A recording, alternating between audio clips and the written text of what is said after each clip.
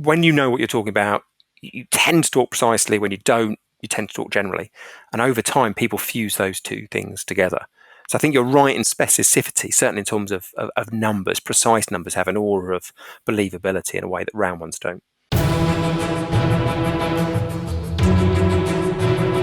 Bonjour, and welcome to another episode of Everyone Hates Marketers.com, the only actionable podcast for people sick of marketing bullshit. I'm your host, Louis Grenier. In today's episode, you will learn 4.5 little known facts about human behavior that you can apply in your daily job or in your business. So yes, 4.5, not 4, not 5. You'll know why in a few minutes. My guest today has been on the podcast before. In fact, he's been on the podcast 5 years ago, which is crazy. It's one of my favorite episodes of all time. I remember reading it and rereading it, the transcript, to learn more about it. I wrote a couple of blog posts about it. Anyway, we talked about the prideful effect, confirmation bias, habits, brand purpose, personalization. And today we're going to talk about 5, or at least 4.5, or maybe 4 other ones. Anyway, he's the author of the book, The Choice Factory. He has a new book, The Illusion of Choice, which is equally good, if not better. He specializes in applying behavioral science to marketing in a way that stupid people like me understand. So anyway, Richard Shotton, welcome back. Very nice to see you again. Do you mean this? I do indeed, yeah. I like the suspicion, though. I like the suspicion. Yeah, that's my standard. I'm suspicious by default, being French and knowing what the British are like. I'm always suspicious of people like you. Fair enough.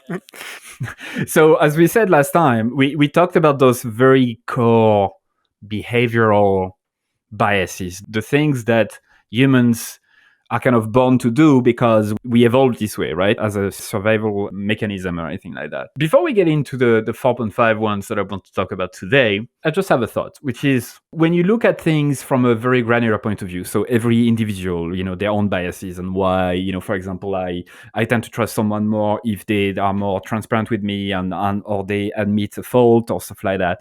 But then if we apply that to the 8 billion people on Earth in terms of we are all programmed to behave roughly the same way in those situations. It feels like all of the societal problems, climate change, and everything we need to deal with, all of that is linked to 1 or 2 or 3 or even more behavioral biases. Do you agree or disagree with this? And do you understand what I mean? I understand what you mean, and I certainly think a lot of those big problems, like climate change or our lack of reaction to it, have some behavioural science underpinnings, whether it's everything is a matter of debate. But you're absolutely right. I mean, 2 biases that spring to mind. There's an idea called present bias, that we are much more concerned about benefits and problems in the now than in the future. That's a problem with climate change. We're asking people to make sacrifices now for a benefit in the future. And then the second bias is around concreteness, which is we are much more likely to remember and be moved by concrete, visualizable, tangible things than abstract ideas. I think, yes, you can apply behavioral science to those big problems. And it's more than just describing the problem, because once you've identified something like present bias as an issue, you could think, well, who else suffers from that problem? The pensions industry, the savings industry, health and fitness. And then you think, well, what have they done to successfully evade that problem? And could we take any of those approaches and apply them to the climate challenge? So I think, yes, behavioural science can explain maybe the reasons why we have some of these problems, but also practically suggest some potential solutions. Well, now I'm curious. You've just used the curiosity bias gap against me. You tell me something interesting, you don't say everything, and now I want to know more. How, for example, did the pension industry or those industries have solved this kind of long-term thing, like putting money aside for 35 years until you're old enough to get it? One of the most practical approaches in America comes from Richard Thaler, who won the Nobel Prize a couple of years ago for economics, and Shlomo Bernartzi. And they came up with an idea called Save More Tomorrow. So normally in pension companies, you are asking people to put more money in. And so what's very apparent is there is pain now. You're going to get less money in your salary straight away, and you're not going to see the benefit for 34 years. What Bonazzi and Thaler did was create a new program where people weren't asked to give up anything now. They were asked to increase or start the pension contribution when they next got a pay rise. So what you've brilliantly done there is shoved the cost, the pain, to an equally far distant future as the benefit. So you've started not to try and ignore the bias or overcome it. You've essentially tried to work with that nuance of human nature. So save more tomorrow is a brilliant, I think, very practical tactic the pensions industry has started to use. And now that begs the question. If we were in charge of the world, which is a very bad idea, don't let me in particular, you'd be fine, but don't let me. How we would use this principle then for climate change? And maybe we can dive maybe to it's something more specific than just climate change. But yeah, so if you were a climate change charity, you could take that principle and apply it to your donations. So it's not save more tomorrow, it's give more tomorrow now. And there's some lovely work by Anna Brainen, I think, Brainen, the University of Stockholm, where she's shown for charities that if you do essentially the same thing, ring people up, and rather than asking them to increase their donations then and there, agree to increase them in a couple of months, you get a significant increase in people's generosity. So you could apply it in that way if you're Greenpeace or whoever's campaign on these issues. Or you could think about, well, changes that the government are trying to introduce. Well, maybe the closest proxy is rather than introducing changes that impact straight away, give people a lot more warning. So there's a big backlash at the moment in London, not necessarily against climate change policies, but about clean air policies, because they've introduced a ultra low emission zone. Now, the argument might have been if you had told people that was coming with more notice, then you've pushed the pain so far into the future, you get people to agree, and it will soften the introduction a little bit more. So I think you could apply it. Maybe if you find a lateral industry where that's kind of dealing with the same problems, I don't think you can apply every solution, but it at least gives you an easy few ideas to start with. I love that. Interesting thing is when you compare two massive life-changing events that happened recently, COVID with climate change, right? In terms of threats to humanity, just to put them next to each other. One was it was something that happened, there was a before and after. There was like, shit, this thing is spreading to the world and now we need to do something now. Well, the other one has been something that we've been warned about for decades, right? On one hand, you see the reaction that the countries had, which was almost immediate. I mean, you can debate that, but like they did so much very, very fast. And the other, we're still trying to agree on what the fuck to do. So is that also linked to a cognitive bias of some sort? We talked about present bias. The other bias I kind of skirted over is this idea of concreteness. So there's an amazing study by Ian Begg, just to show that it's not just like plucked out of the air. So he did this study back in 1972, where he recruits a group of people, not a very big group, but I've replicated this study on a much larger group. Recruits a group of people, reads out 22-word phrases, half of which are what he calls concrete phrases: square door, white horse. You can picture these words, they're tangible. The other half of the words are things like basic facts, subtle truth. And what he finds is that when he asks people to recall those words later, on average, people remember 9% of the abstract phrases, 36% of the concrete phrases. So there's a massive fourfold swing in memorability. And his argument is the strongest of our senses is vision. So if you can picture something like a white horse, it's sticky. If you can't picture something like a basic fact, it's very, very forgettable. Bring that back to climate change, and many of the problems, certainly 5-10 years ago, maybe you're starting to see some now, but many of the problems people were talking about were very abstract. And I think there is a problem in that abstraction, in that people struggle to remember it, they struggle to move them.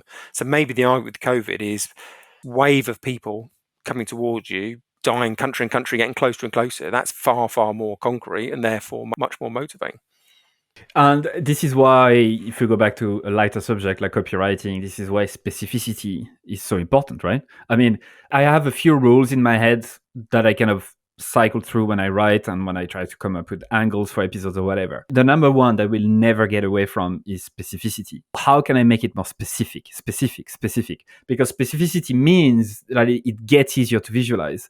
Today, I just want to give you an example, and then I literally sent an email today where I made a point about everyone's being so nice to each other in the marketing industry and being so fake about it, right? Like, it's like, oh, thanks for having me, blah, blah, blah, I love your work. Well, no one has ever checked their work.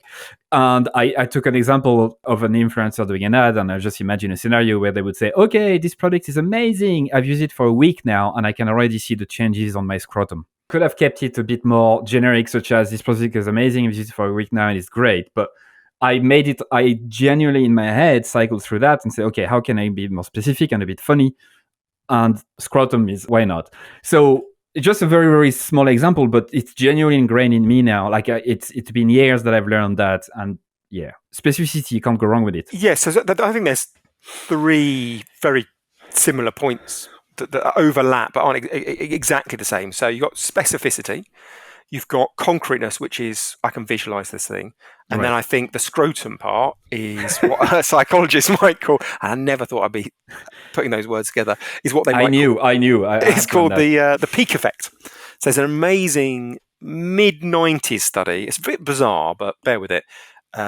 Michael Santos was one at the Californian universities, gets his graduate students to go out onto the street and beg for money. And sometimes they ask for some spare change or a quarter. Other times they ask for 17 cents or 37 cents. And what he finds is that they raise significantly more money with the precise request rather than the general request. It's not that you can visualize 17 better than 25, but 25, a quarter, is something that he argues that people always ask for a quarter. That's the standard thing people do.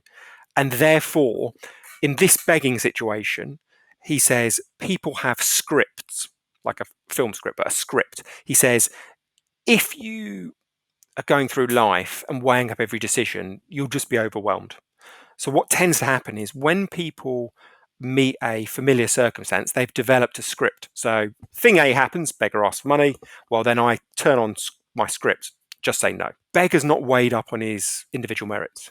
But if you ask for something out of the blue, something surprising, like the 17 cents or the 32 cents, there is no script. And therefore, at least you get considered on your individual merits. So I think the thing with the scrotum there is that it wasn't what I was expecting you to say. And therefore, it captures my attention, at least gets me to consider your argument. It's also something you can visualize pretty well. I'm not going to be here to argue scientists who've actually done research while I'm here in my shed complaining about it, but to me, it feels like there's a few biases at play in the same experiment, right? Like a quarter is one step removed from 25. That's the first thing. Yes, a quarter is the norm, but 17 and 27 are so specific that they don't feel random. And I think it connects to another one. There's so many, it's difficult to extract just one, right? I think that's a fair point. And I often use the very first study someone did because they kind of came up with the idea and it feels fairest to quote them. But I think you're right that there's almost here blurring precision and surprise. But there are certainly studies that particularly look at precision. There's a wonderful study by Schindler at Rutgers University where shows people ads for a deodorant and people get the same basic ad. So it has the facts around, what it looks like and things. And then at the bottom of the ad, sometimes it says reduces perspiration by 50%. Other times it says either 47 or 53%. And Schindler finds that trust goes up by 5%, perceived accuracy goes up by 10%. And I'm talking about the group who hear the precise number are the ones that are more positive about the product.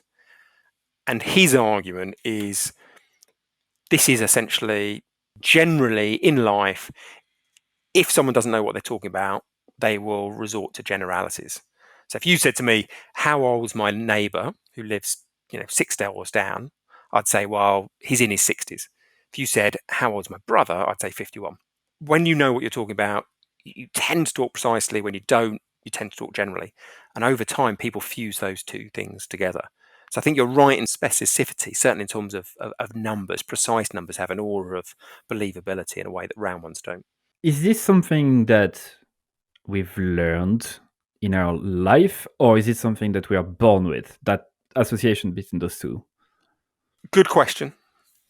I mean, this is not my expertise, and I think evolutionary explanations are fascinating, but they're hard to falsify. So I much prefer experiments where you get a kind of simple A/B condition and you get a learning and a reading afterwards, because you're exposed to it all the time. Yeah, I feel that's something that we're born with. Because like we are born with storytelling, stories being so entertaining to us. We are born with this social group element. We are born with so many things that are kind of the foundation of our society, like the way we behave and all of that.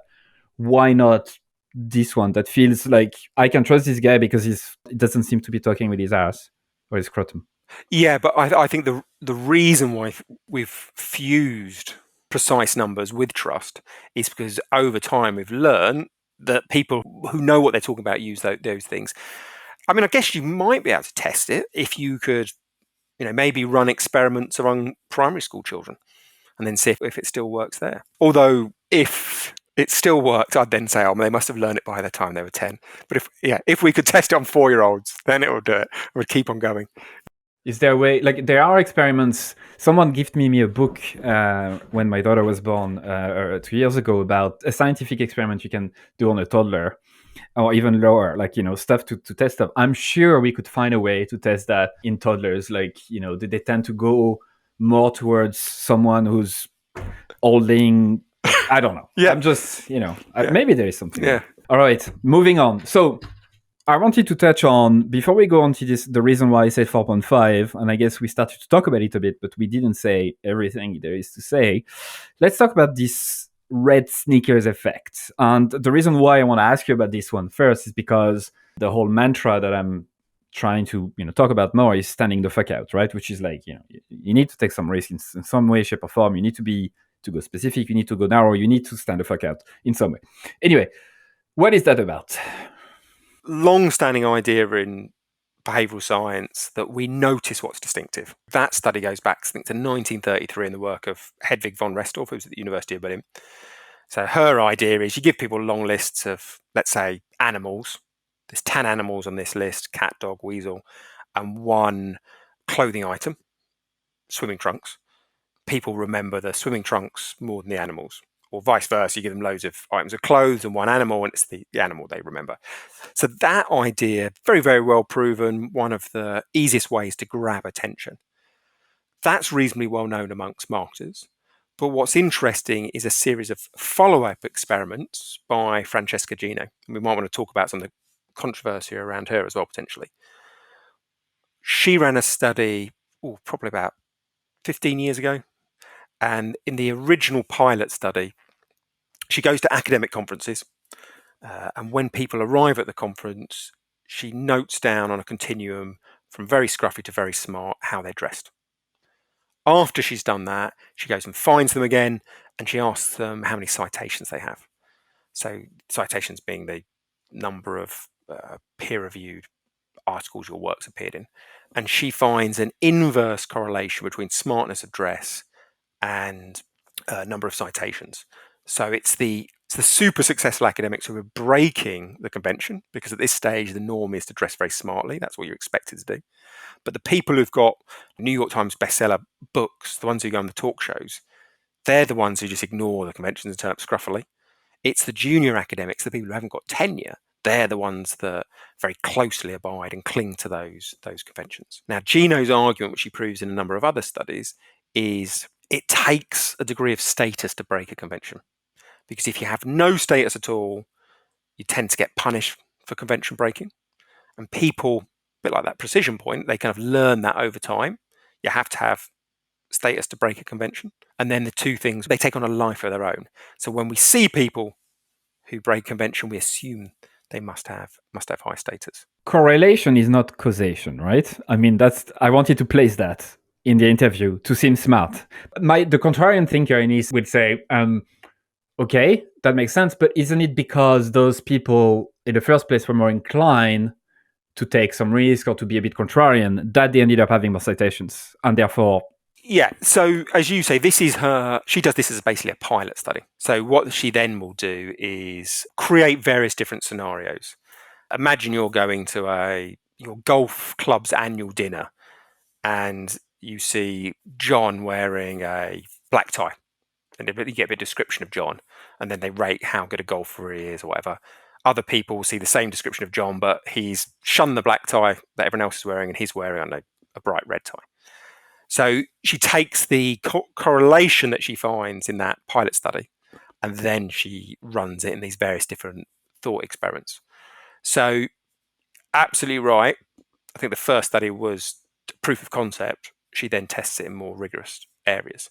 Now, the reason though I mentioned she was controversial, and I want to be careful not to libel anyone because I think this is all allegations, since the publication of The Illusion of Choice, one of her studies, a different study, has been accused of kind of data manipulation. It's an interesting area. So let's say she's found guilty. You've then got a decision. Well, you could strike out that specific study, or you could ignore all her work. Now, I would probably err towards the side of just ignoring the work that has been disproved, but I know other people take a slightly more stringent view. But when it comes to the red sneaker effect, I've essentially run studies that I cover in the book, which support her evidence. So what did I do? I found a beer brand. In fact, I found two beer brands who had a design theme. So all their beers look reasonably similar, all their kind of iterations on a theme. And sometimes I showed people 5 beers, 4 of which were from the first brand, all of the same design. And then you had one brand which was standing out in effect. Next group of people, I showed them, I flipped it essentially. So the standout brand was now surrounded by lots of similar brands from their family, and they had one of distinctive brands that had previously been the majority. And what I showed was that rating of the design of exactly the same item went up by, I think, about 7% when it was distinctive rather than when it was blending in with its surroundings. Without seeing the visuals, it's a little bit hard to explain, but I hope that makes rough sense. When it's grouped with things that don't look exactly like that, then it tends to be more seen as more distinctive. The effect we saw was much smaller than Gino's, and I'd put that down to it being a more realistic commercial situation rather than thought experiments. So what is the implication there? If we had to pick the single one specific thing you would recommend folks listening who tend to be like business owners and people who want to like get shit done to apply that effect, what does that mean for them? If you look at a remarkable range of business categories, whether it's perfumes, cars, banks, what they tend to do is identify the category conventions and then stick to them. But von Restorff would say that's a bad idea because you'll become invisible. And the red sneaker effect would say that's a bad idea because you'll be seen as lower status. What you should do is think about all the conventions of the category, split them into 2 different groups, ones that you think are there for a very good reason, leave them well alone. But that will still leave you loads of conventions that are just there for tradition's sake, and it's those that you should break. You'll be more noticed and you'll be seen as higher status. So an example of someone doing that, not such a big brand yet in the UK, but in America, I think it's now over $1 billion in terms of its valuation, Liquid Death. What they've done is enter the water market, and they've very consciously ignored pretty much all the conventions of the water market and instead behaved like they were a beer brand. And it gives them wonderful stand out and boost that admirability. The challenge here is to, as you said, select the right conventions and not go too far. And it's not that easy, right? So it's like, which one do I challenge? Which one do I not challenge? And sometimes you go too far. And the other thing that is important here is conventions help people decide, right? With the category heuristics. When they see certain conventions mixed together, they know what it is. If it's a metallic can, it looks green, and you can open it and it's all at a festival, then it must be a beer. So like, how do you then strike the balance between the need for people to see things so they understand them and standing out? I mean, this is, I think, where it probably varies by category, because a convention that is necessary in one might not be necessary in another. But let's think about banking. You might say, well, look, this is something that requires deep levels of trust to open a current account. Some degree of presence is important, some degree of taking things sensibly. So you could say, well, that's something we don't want to muck around with. But then you could think, well, okay, where can we afford to play a bit fast and loose around the rules? Well, I'd argue something Monzo did brilliantly was the category convention for debit cards in the UK was to be bland and unnoticeable. What they went and did is turn theirs bright hot coral, bright pink, I would say. Now, the amazing thing about that is, paradoxically, by breaking that convention, they are providing the reassurance that we're saying is a category necessity. So Barclays and Lloyds get reassurance by having 1,000 branches built out of brick that are going nowhere. Monzo have created that category reassurance by looking like they're much more popular than they are. Because if you go to a coffee shop, you're standing in the queue, 10 people in front of you, each gets a debit card out, you don't notice the HSBC one, you don't notice the Barclays, you don't notice the Lloyds because they're bland pastels. Someone gets out that hot coral card, you definitely notice it. Because you're noticing it loads, you assume this is a massively popular card. And you assume, well, if everyone else has got these things, they're not going to disappear overnight. My money's reasonably safe. Yeah, so you're sending signals, right? You're sending signals of like, you can trust me the long term, just like putting ads. But you've done that by breaking a unnecessary convention to have these debit cards as indistinguishable. Another type of breaking convention in that specific category is the metallic cards. So I have Revolut business, right, for my business. They sent me a heavy metallic card, credit card, and it's heavy. It's like you can really feel the difference.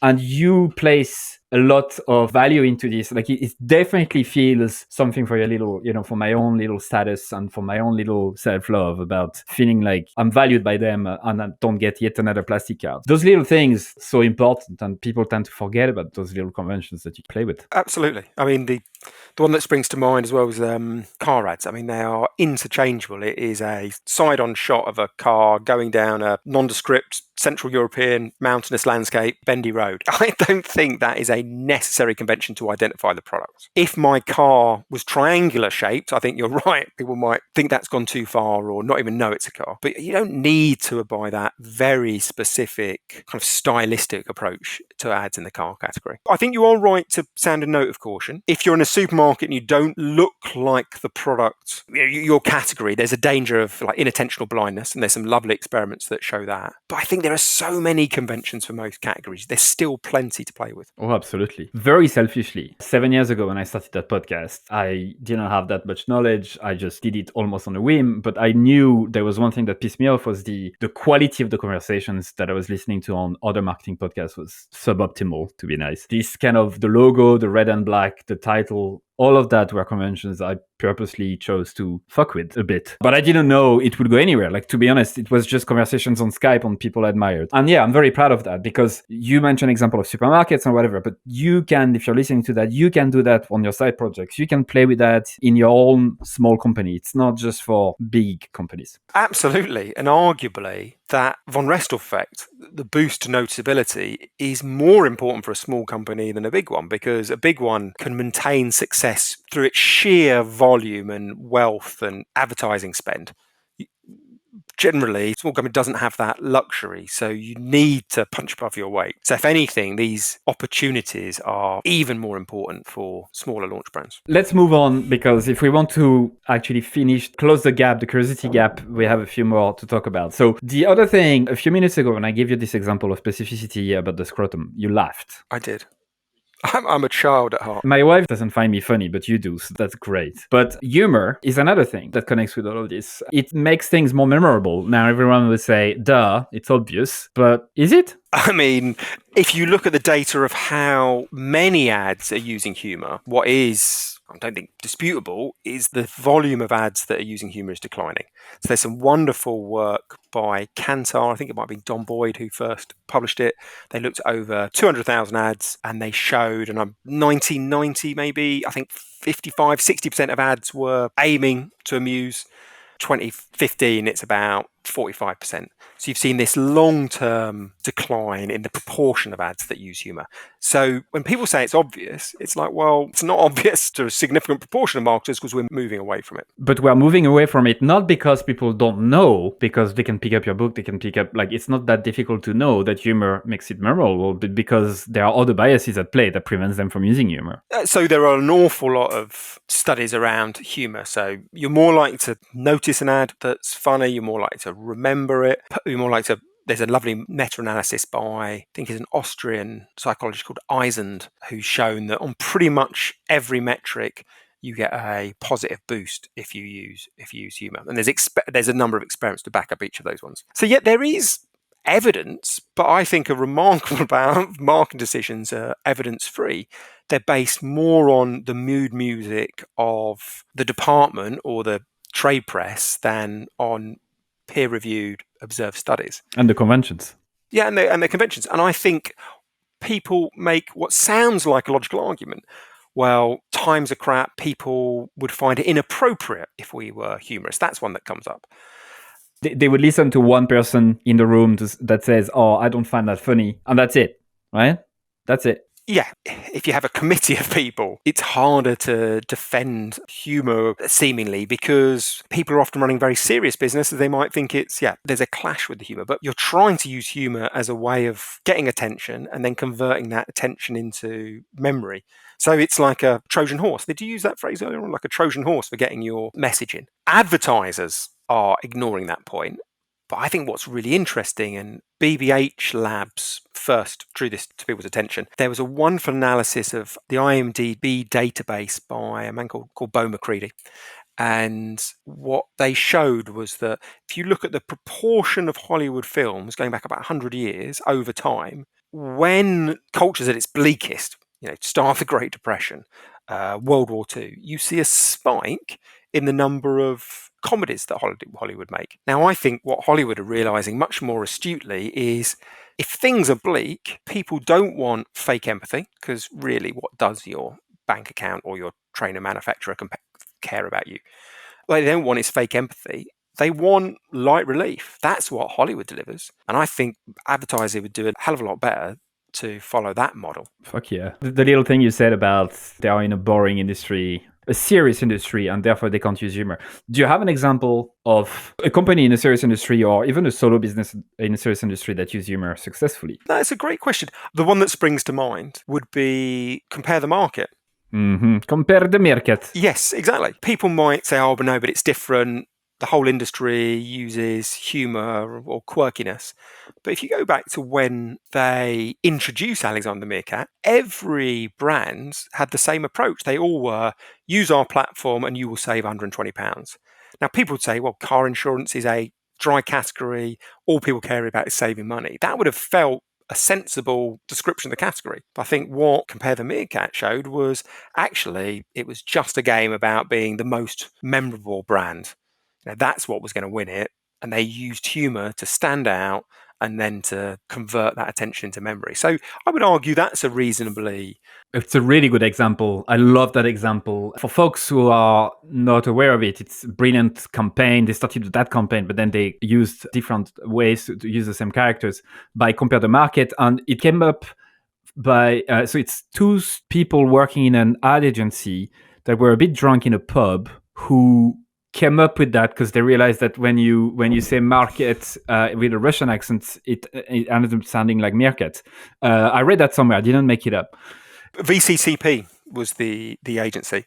They also, I think, might have been inspired. And I don't know this, but I think Geico Gecko in the US does something quite similar. I've never seen the Geico Geckos, but I understand it's a reasonably similar concept. Yeah. I mean, they didn't come up with it from scratch. Obviously, there's always things that you've learned, that you've come up with and whatever. But yeah, it's a brilliant campaign. And amazingly executed. Having that idea, well, that wouldn't be enough. That's just 1%, isn't it? I mean, it's the execution and the constant humour. Yeah. The fact that they went for it is what I admire the most, because it takes guts and courage, because I can guess how many people would have said, this is a terrible idea. This is a serious industry. Why the fuck are you showing a meerkat with a Russian accent. It makes no sense. It doesn't connect with anything related to what we sell. Why would you use it? I can picture that, the discussions in those boardrooms. But yet they did it, and they broke a massive convention or a couple of conventions, and then they became the leader. And I think they are still market share wise.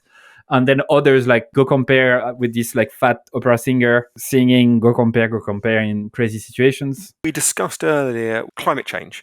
We talked about the importance of concreteness. And I wonder again if that's another reason why the market's so successful. They have what System 1 would call a fluent device. System 1 define a fluent device as a kind of mascot that is central to the drama. It's not just a logo at the end, it is a mascot that goes all the way through the story. Their evidence, and they're a research company, is that, and I think they've analysed the IPA data bank, is that campaigns, long-term campaigns that have a fluent device tend to be much more successful. I wonder if the reason for that is concreteness. It's hard to remember good value. That's a very abstract concept, but I can remember a Russian meerkat. And if you can imbue that Russian meerkat with these values of price saving, well, suddenly I think you're onto something very powerful. In fact, in the book Building Distinctive Brand Assets by Jenny Romagno from the Herrenberg Bass Institute of Marketing Science, she says that the most underused and powerful distinctive brand asset is a character. And this is one of the most underused by a long mile, especially in those B2B/serious/boring industries. I'm looking at my notes here on the book. I'm just going to try to find the exact number. But they make also the point about the human face. So the fact that it's a character that has somewhat of a human look to it, not fully. Yeah, anthropomorphic. It's not a realistic meerkat either. So that helps as well. I think there's a bunch of biases that just play together to make this one of the best distinctive assets to use. So I hadn't seen her data, but the Orlando Wood book, and he's at System 1, I think it might be Lemon, has similar data. Not only do they look at the IP effectiveness data bank and show that long-term campaigns that have a fluent device are more powerful than those who don't, more likely to hit their market share or significant market share growth. The number that are being used has plummeted over time. Now you go back, start thinking of some of the great fluent devices, Tony the Tiger, the Green Giant, many of them are very, very old. The 118 runners, whatever, it's probably 35 years old now. So again, how we're behaving is at odds often with the evidence around effectiveness as an industry. Yeah, just like how we're behaving against massive things happening in the world, against the evidence that are all there to show. There was 2 books where she mentioned it. There was that book where it's all about the assets. The other one was in How Brands Grow Part 2. I think she talks about it more. I think they were mentioning the dog in Deluxe, the character, a real thing. I have the data about the comparethemarket. So they say it achieves its 12 months objectives in 9 weeks. The campaign achieved all 12 months objectives in just 9 weeks, became the number 1 brand for spontaneous awareness and consideration. Quote volumes rose by 83%, cost per visit fell by 73%. Alexander became the first UK advertising property to have his own highly successful Twitter account, and apparently his 2010 autobiography generated more pre-orders than Tony Blair's memoirs. But Tony Blair's memoirs weren't very popular. Yeah, I'm not going to find the data around the underused stuff, but they use 2 metrics. So I think it's fame and uniqueness. So do they know it, and do they perceive it as to be linked to that brand, or does it feel like, they don't really know which brand it's for? So those 2 things together, like the character asset, is something that just works really well. So moving on. I would say we capture 2.5 of the biases because we talked briefly about the precision thing, but we'll come back to that a bit. We talked about red sneakers effect. We talked about humor being more memorable. Let's maybe talk about a bit, because I know a lot of marketers are familiar with this, about this kind of framing, the gains over losses, something I'm trying to use every day as well. Our avoidance of loss is more powerful than our willingness, how do you say it? Avoidance of loss versus? Best way to explain it is not the original study. Normally I like going back to the original studies because it seems fair, but the original studies back in the 70s were by Tversky and Kahneman, and they involved small gambles, and they were a little bit abstract as studies. So I think the best study for showing loss aversion is an Elliot Aronson one. So he was actually the person that came up with the idea about the pratfall effect. But this is a much later study. He came up with this in 1988. He went around to 404 homes in America, knocked on the door, and tries to get them to buy insulation. Gives them details about the insulation. Some occasions says, if you take out the insulation, you will save 75 cents, Other occasions, he says, if you don't take out the insulation, you will lose 75 cents a day. Gain 75 cents a day or lose 75 cents a day.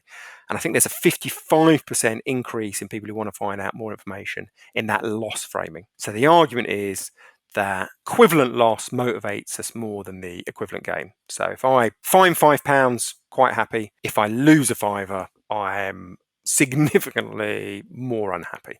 They're not equal in terms of scale.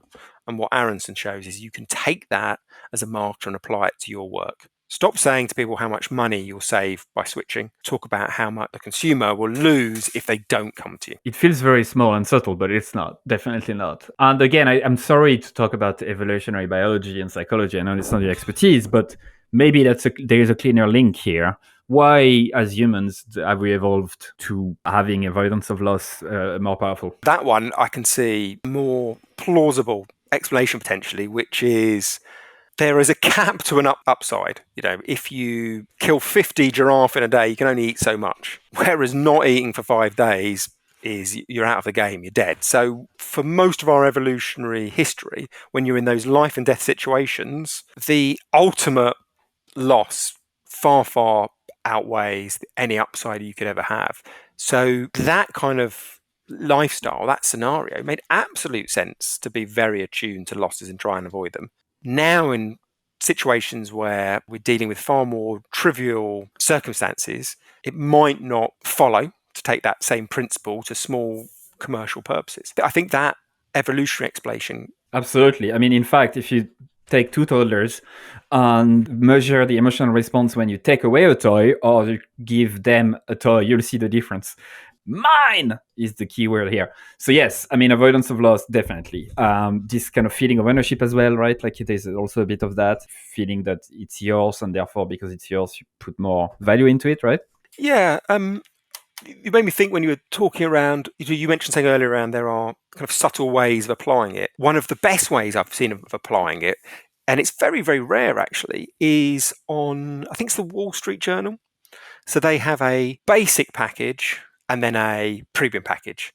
And obviously they're trying to encourage people to pick the premium package. Maybe that's digital and costs a hell of a lot more. What most people do in that situation is say, well, okay, if you get the basic package, you have these 3 things. You get access to the internet, our email, newsletter, and a free tote bag. And then on the premium package, they would say you have those 3 things and you have exclusive dinners and you get the print review. You have 6 or 7 positives. So what they would hope is, well, showing people 6 positives sounds better than 3 and hope people can be won over. What the Wall Street Journal do is both the basic and the premium package have 6 lines, as it were. You have 3 green ticks next to the basic package, and then you have written out what you don't get. There's a cross through it and a big red cross next to it. Now that feels like a very, very subtle twist, but I think what they're doing there is really emphasizing what you're missing out on by getting that basic package. Most people don't do that. They try and sell the premium package by talking about what extra you get. That was a really nice way of showing emphasizing what you don't get on the lower margin product. Look at what's not there, which is looking at the white space and all of that. So we talked about rest sneakers effect, the humor being more memorable, framing, how it's so important to frame in terms of potential losses and stuff.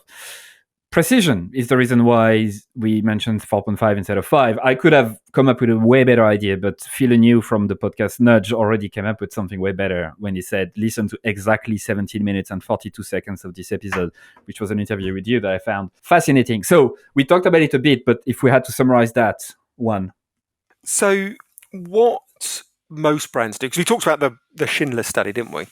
And the argument was we assume a precise claim. Like I say in my book, there's 16 and a half chapters. We assume it's more believable and more accurate. That's an interesting finding because it runs counter to what most advertisers do. They will say they have 1 million customers or 90% of people say they're amazing. But actually, the argument from Schindler would be, say you've got 89% or 91% of people that are happy or 3 million customers.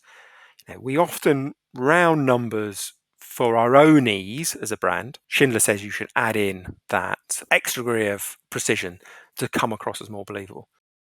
And lastly, we'll finish that episode with the pick and rule. Why did I pick this one? You picked it because it is the argument from Daniel Kahneman and Donald Radermeyer that all moments are not equal when it comes to memory. We are most likely to remember two particular elements of an experience.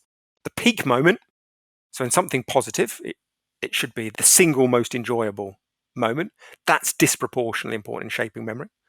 And then the final thing, the very last part of an experience, is also disproportionately important. Now, that's interesting to advertisers because most people focus on making a brilliant first impression. What the peak end rule would say is, yes, that's important, but actually you should put more attention, more effort, more budget into ending your product experience on a high. When people come back into market, that's what they're going to remember. Fantastic. We'll end this podcast by me summarizing briefly what we've learned today. I'm going to butcher everything and hopefully we end up in a high for you listening. So the red sneakers effect tells us that when we break some conventions inside a category, we tend to be more trusted or tend to be more higher status. Is probably the better word. Humor is more memorable, and that's proven time and time again. Yet many folks don't tend to use humor that much because they are afraid of those other biases coming into play, like making sure that they follow the norm and making sure that Sally from accounting is not mad at the potential message we could put there. Framing is also another one we said. So due to our evolution and our drive to survive, it's way more important to survive, to have 5 days, to avoid fucking starving after 5 days than to get extra food that you can store for later. So that's all about avoidance of loss, focusing on that instead. And there are subtle ways you can do that. It's not just big ways. It's like small details can count a lot. Precision, specificity, all of those concepts we talked about. This is why 4.5 biases I mentioned at the intro. So try to be more specific, try to make people visualize things, try to be precise in your pricing and other stuff so that people believe it more. And finally, pay attention to the end of an experience like this one right now. Fantastic. I know I'm really fucking good at this. All right, Richard, you've been a pleasure. Thanks so much for your time. Oh, brilliant. Well, thank you very much. Good to chat again.